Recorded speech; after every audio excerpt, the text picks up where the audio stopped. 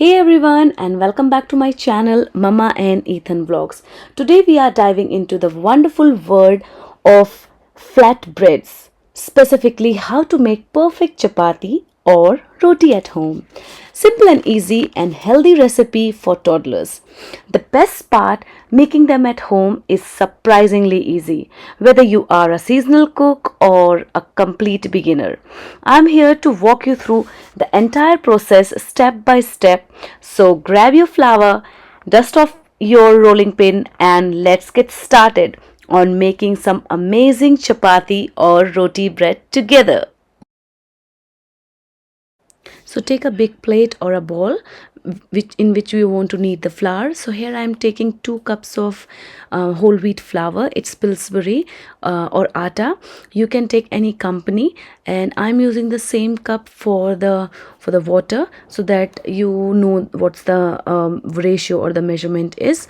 So for now I'm just taking 1 cup of water, and I'm gonna add it slowly because we can't add all together, otherwise it will make the flour very sticky, and we need to make sure that we are mixing it nicely and carefully.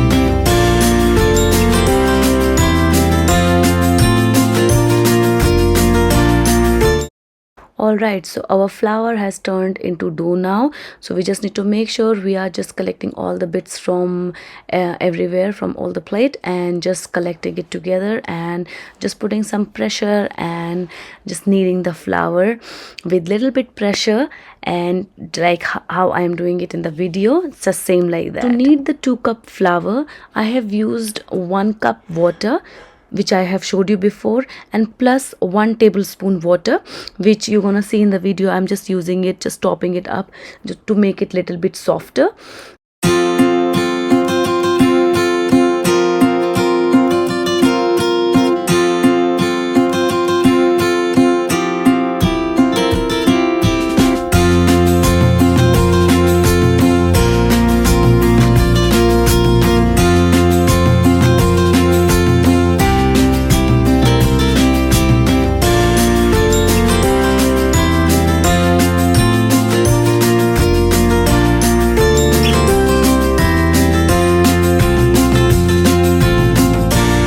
The dough is ready. I'm gonna grease it with some ghee and just cover it with a bowl. You can cover it with a clear foil or a foil paper or a plate. Already after 10 minutes we're gonna do some more kneading, like few punches in our dough, and make sure that it's moist and soft.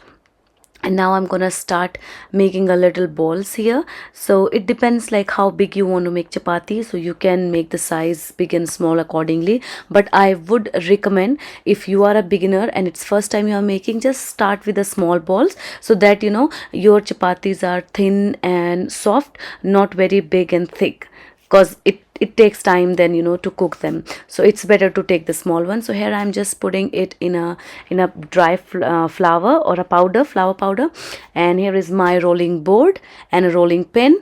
You just need to do it 2 times, like in a long side or a one direction, and then just flip it other direction, and see it's turning it round. And it doesn't matter actually, you can make it round or you can make any shape, as long as you are making nice chapati, it's fully cooked, it's great to eat.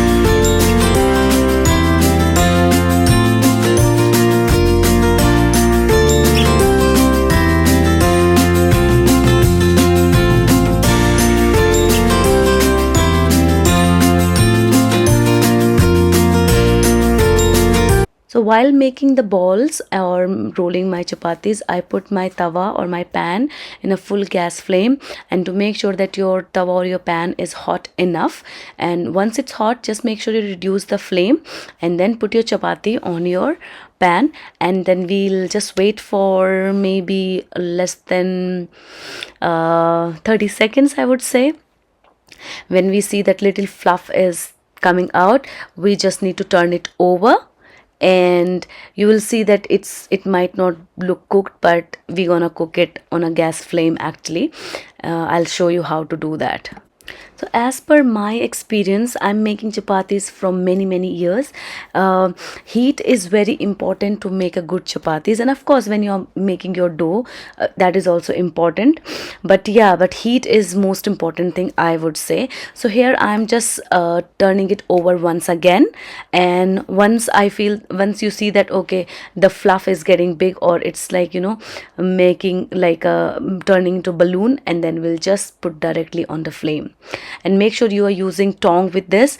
As I said, that I'm making chapatis from long time, so I am okay with doing like this way, direct on the flame. But yes, you can use tong. And now you can just put some ghee, and here I'm quickly showing you how you can check that your tawa is hot enough. Just need to put your hand on top, and then you can feel the heat, and you can see that I did not turn down my flame, just to show you that how the chapati turns if you make them in high flame on here.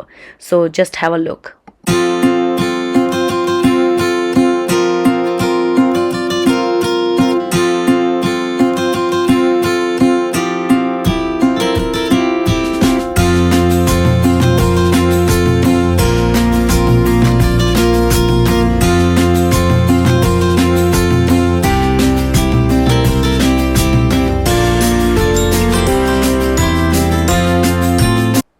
So this is how I give chapati to Ethan. So I just take a bowl of milk, and because he don't like to drink milk directly, so I just mix it with oats or with chapati or anything. So I just put like little pieces of chapati in a milk, and there is no sugar, nothing else in this. But yes, you can add, like, you know, occasionally almond powder or pine nuts powder, and then I'll just keep it for at least 5 to 10 minutes, so that the chapati will get more softer, and also it will absorb all the milk. And here you go, he is enjoying his chapati and milk.